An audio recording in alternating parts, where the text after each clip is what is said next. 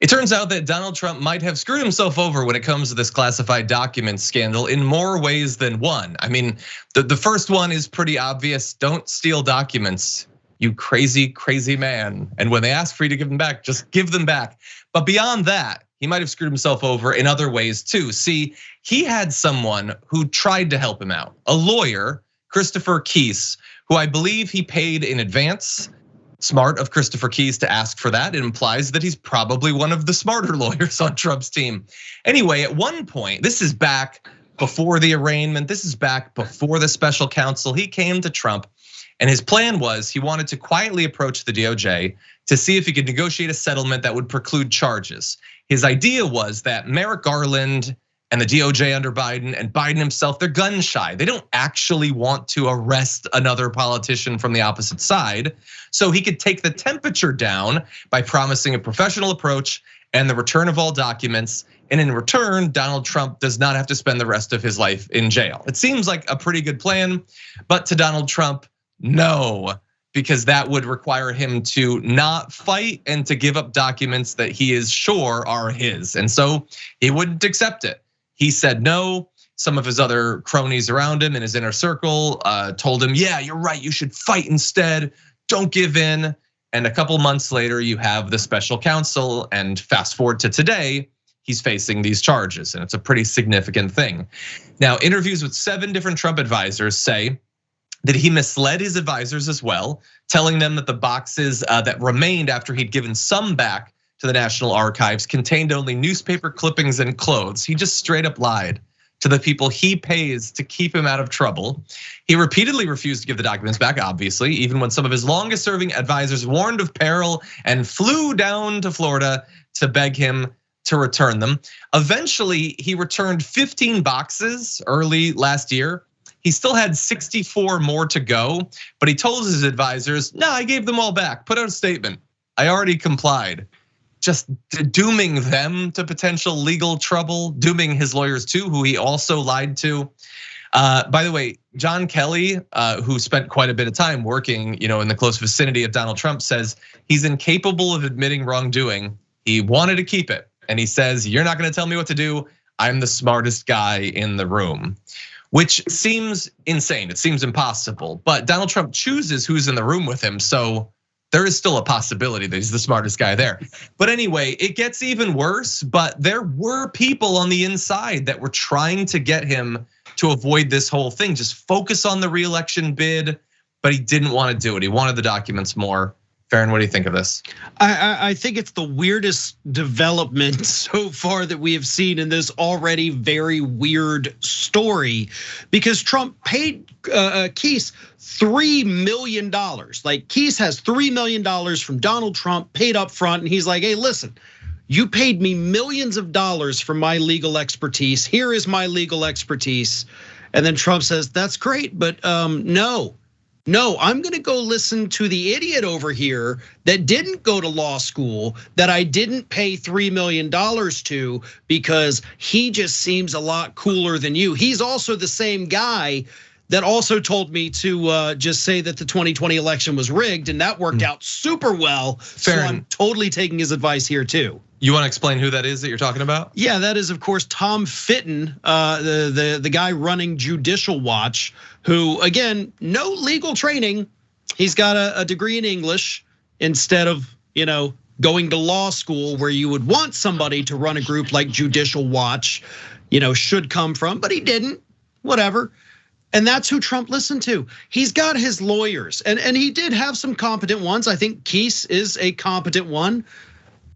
And they were telling him, his advisors were telling him, the campaign was telling him, most of these folks, not all, but dude, just do this. Just give them back, make it go away. Oh, and by the way, after you do it, we can fill out the paperwork and you can probably get them back. It's as simple as that. They're just not gonna be in your bathroom for a couple months. Can you live with it? And no, he couldn't, because he is the most stubborn human being on the planet. And the rest is history, pretty much. Listen, guys, I can't. When this broke, I was dying laughing. Like, you got to be kidding me. This cannot be real. Any parody from Dave Chappelle or anybody couldn't be this dumb. Like it would be like, this is too far-fetched. No one would ever do that. And then Trump was like, aha, I'll do it. And not only will I do it, I'll keep doing it. This is beyond ridiculous, right? Like the idea that you're listening to Judicial Watch, not attorneys, but for Trump, $3 million, $2 million, what is it? I'll just send an email or I'll just get indicted on some more charges and raise $7 million more. Doesn't really matter. It's dumb Republicans' money, right? He don't really care. Like it's this idea, Trump don't really pay people anyway. So this idea that I can just fundraise off of every indictment, I'll just keep racking up indictments thinking polls are gonna be my way. But he's going to prison for this. I mean, and if you are a prosecutor, you are doing the butterfly. And for you guys who don't know who the butterfly is, it's a dance from the 90s that took a lot of energy, but it was so fun to watch. Prosecutors are doing the butterfly with Donald Trump because it's never a case where everybody you're calling as a witness is the who's who of the defendant's inner circles. But every January 6th was like this. This has been like this. Every case against him is a who's who of this guy's inner circle. You have no angle of saying this person wants to hurt Trump for this reason. Trump is the reason, and it's beautiful for me. I love it. Yeah. Keep going, Trump. Let me ask you both quick reactions. The theory was they don't actually want to prosecute him. They'll take an out if you present it. Just give the documents back. We'll do some sort of little deal. Do you think that would have worked? I do 100%. Like this DOJ did not want to go after him. They worked with him for nearly a year to not have to go after him. They're like, here's all the off ramps. And he's like, nope, I'm going full speed down the interstate, buddy. Try to keep up. They didn't want to do it. I still feel like they kind of still don't want to do it, but he did it to himself. And Mondale's right. It is hilarious. This is the funniest thing because it's all rooted in his incompetence and his stupidity, the two very things that he refuses to admit even exist. So we just get to sit back and watch and laugh because it is very funny. You want to know that this is, I agree 100%. They absolutely wouldn't have charged him. They would have took that on ramp and called it a victory, and it would have been the end of it. We probably would have never heard of, Mar-a-Lago Gate, right? Never. But here's the irony of it. Trump and Biden are basically equal after the indictment. Had Trump not done this and not talked about the election being rigged, he might be 50 points ahead of Biden right now on his reelection campaign. The irony of being Donald Trump. The irony. Okay, so thank you for your quick reactions. I want reactions to this too, because I pondered this earlier today on my pre-show and probably am putting too much mental energy into it. There's probably nothing there, but I would like your opinions because Donald Trump decided to put out what seems like a combination self-congratulation as well as bizarre and cryptic attack against those who oppose him. He put out a message on Truth Social saying, really big fundraising, even greater polls since the radical left indictment hoax was initiated by the misfits, mutants, Marxists and communists. Thank you. So I have my theory about what the mutants references to. I don't remember him talking about this in the past. Is that just a random thing? He was going for like the M alliteration, or what? Why are we talking about mutants? I was waiting until like Deadpool 3 dropped, and then we can start talking about mutants joining the MCU. Why are we talking about mutants now?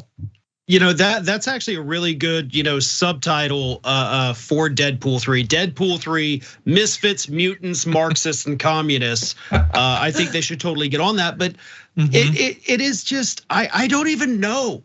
I mean, this man just seems to have mental breakdowns on social media all day, every day. And so it's so hard to really keep up and analyze all these things because there's just weird things happening in it's like a Mad Libs inside his own brain, and he gets to fill out the Mad Libs and it still doesn't make any sense.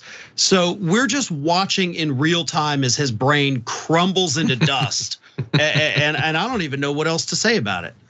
Mondale, thoughts? There's nothing to say about it, so we should just not, because that is a fact. Sure. I mean, his brain is just falling apart, and we're watching it. It's like Kanye West as a white 70-plus-year-old man. This is all we're watching. No. He just needs some cool shit. Yeah, Donald Trump, is maybe the guy with the least athletic experience in the last half century, who definitely seems to have CTE. It is weird how that works. Was The Apprentice more physical than I remember? I didn't watch a lot of episodes. Was he like firing people and then tackling them? I don't know. Thanks for watching The Young Turks, really appreciate it. Another way to show support is through YouTube memberships. You'll get to interact with us more. There's live chat emojis, badges. You've got emojis of me, Anna, John, JR. So those are super fun. But you also get playback of our exclusive member-only shows and specials right after they air. So all of that, all you gotta do is click that join button right underneath the video. Thank you.